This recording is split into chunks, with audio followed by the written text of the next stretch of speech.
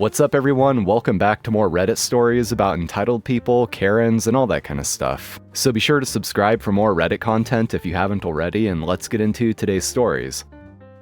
Let me go for doing my or your job. Have fun replacing every lock. This happened many years ago when I was middle management for a big box retailer.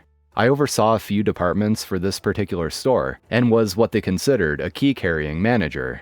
I wasn't an assistant store manager or store manager, but played the role when they weren't around or it was convenient for them to schedule me as such. Basically, I was responsible for my departments and sometimes the entire store. I would have to open or close the store as needed. I would need to do the morning or nightly money count. You should get the general idea. I would sometimes be responsible for more than I was, quote, trained for. This quasi-role I was in went on for months. I made a few inquiries about either being promoted or returning the keys, but was met with, okay, we will talk about it. Flash forward 3 to 4 months. An assistant store manager who had an emergency and had to leave asked if I could close the store. So I agree to stay and close. I go through the normal closing routine, everything goes smooth and all is well. 2 days later, I'm called to the loss prevention office and asked about the nightly count for that particular night. I tell them what I remember and that the count was good according to the numbers. Apparently the count was off $250 and I was responsible. An investigation ensued. It was determined that all the money was actually accounted for, but I wasn't permitted to be in the back room to do the count. I explained my side and that I've been doing this for months with the store manager's blessing. The higher-ups didn't care because rules are rules. The store manager and assistant were reprimanded and I was fired. Here's the petty part. When I was fired, they hurried me to my locker and out the door I went. When I got home, I realized I still had keys and codes to the entire building. It took them a week to figure this out before the phone calls started. I informed them they were left on the store manager's desk on my way out, and that's that. I still have those keys, and it was a warm and fuzzy feeling when I found out they had to change out all the keys and cylinders in the entire store, plus changing the system passwords and security codes. Kicking my brother and his new wife out of my house after they tried to redecorate my dead daughter's room while I was at work. So this is still pretty fresh and I'm absolutely fuming. For context, I, 38 female, lost my daughter 2 years ago in a car accident. She was only 14, and ever since that day I've kept her room exactly as she left it.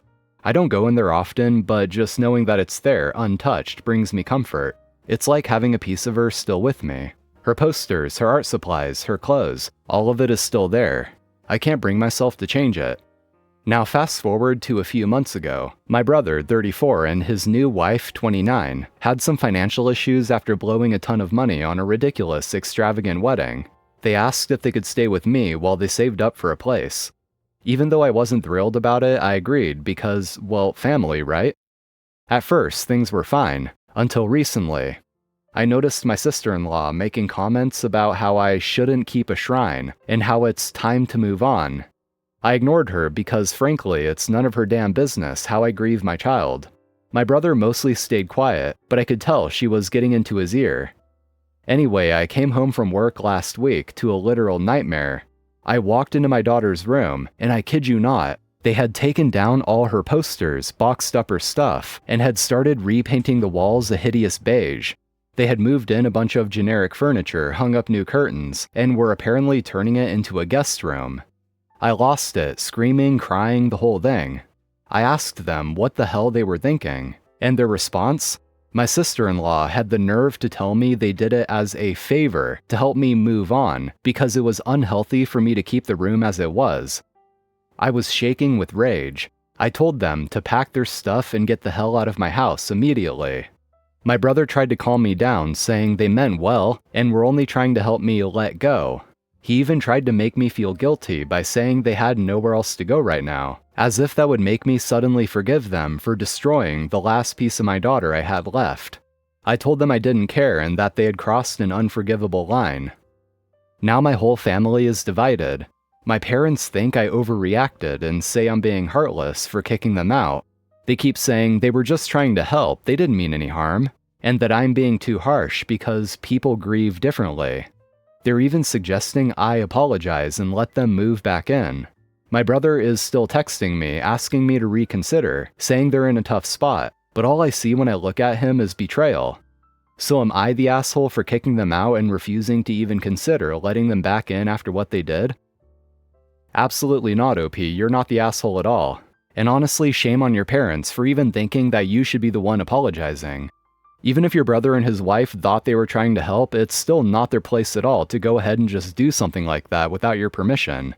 In your own house, too, and also considering that they did it behind your back while you were at work. That's not the kind of thing someone else can just decide for you.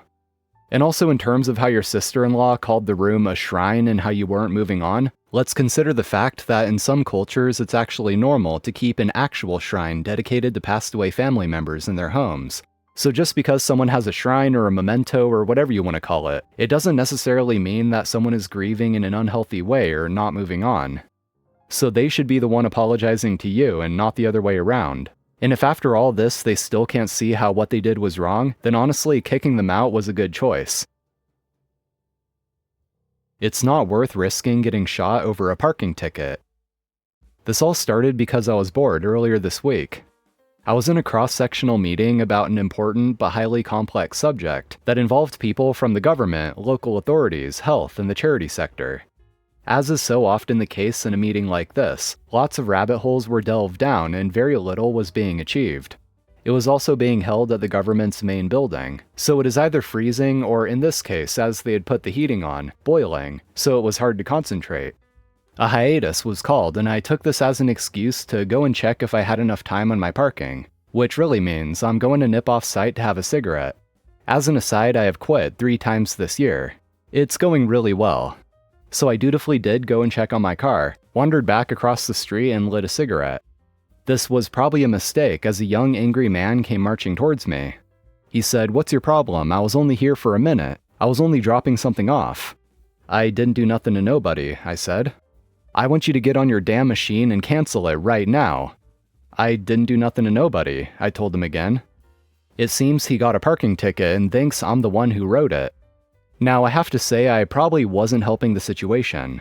I didn't respond with the normal reaction, A, surprise, as I had seen him coming. I also didn't respond with the sensible reaction, B, de-escalation. No, in my wisdom, I decided to go with reaction C, amuse myself. I did mention I was bored, and as it happens, I have had a rather difficult couple of weeks. My response to this pressure is to be silly. I can also neither confirm nor deny that I may have just finished reading Terry Pratchett's rather wonderful Men at Arms novel, and the idea of responding like the character Coalface was just too tempting not to do. Young angry man was not impressed, as his finger was now wagging rather too close to my nose for comfort. He says, "Where do you get off? You think you have this power? Well, I'm going to show you." I stood up straight from the wall I was leaning on and said, "Mate, I'm clearly not a parking guy. Look at me."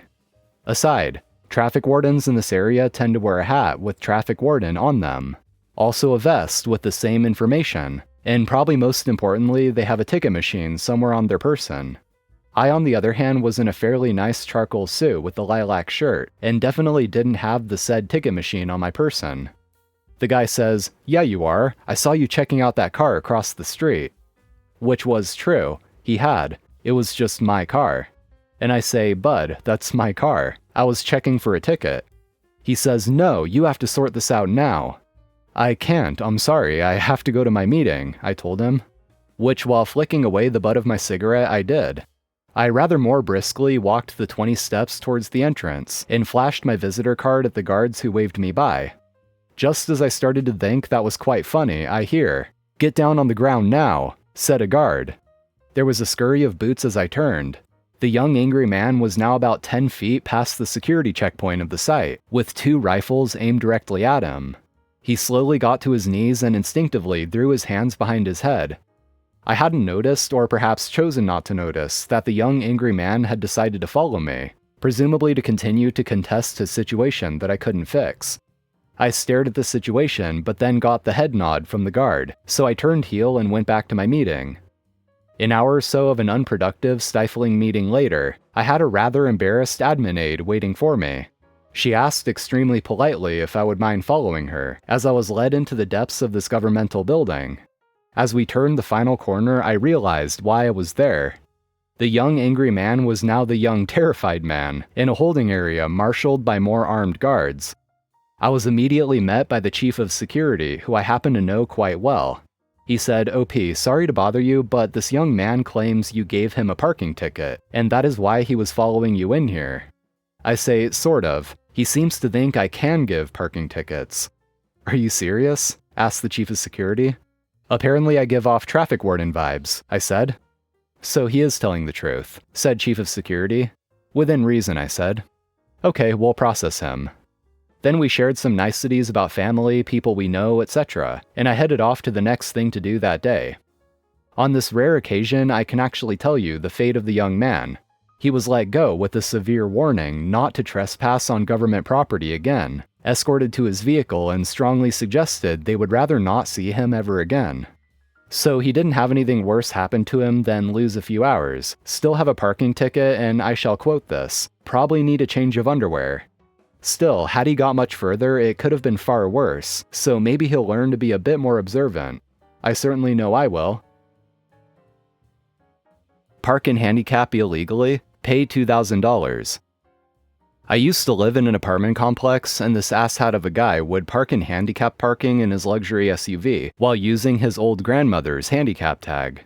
At the time, I was driving a nice car and he talked to me one day and told me all of this, asking about my car, etc. I just kinda nodded my head. He said that because of HIPAA, people could not ask if he was actually handicapped. I talked to the property and they said there was nothing they could really do. As the weeks went by, I grew more annoyed and discovered how much of a douche he really was. He would show up to the pool with the loudest speaker known to man and bother everyone. He would brag about reaching 120 miles per hour in his car. He worked at his dad's law firm. Eventually, I hatched a plan to get some revenge on this injustice. Over the next few months in the dark of night, I would let out a small amount of air in a random tire. Every time it was random. I did this for 3 months at random times and intervals. Eventually, I talked to him one day and he brought up that he had to spend $2,000 replacing all his tire pressure sensors because something was wrong with the system. I had to hold back laughter. He said service techs kept telling him nothing was wrong, but he thinks the dealer is incompetent. After that, I left him in his car alone, and had a grin on my face every time I saw his car parked there. Edit, I see many comments about reporting him. At the time I didn't, and have since moved from that city. Not much I can do now, but tried to get what justice I could. I did think about calling the cops, but the cops in a big city like mine had many things going on, and I doubted anyone was going to come out for just that. And that's going to be it for today, friends. Thank you for watching, I appreciate it. And as always, if you enjoyed, be sure to drop a like on the video and subscribe to the channel for more Reddit shenanigans. So take care, and I'll see you next time.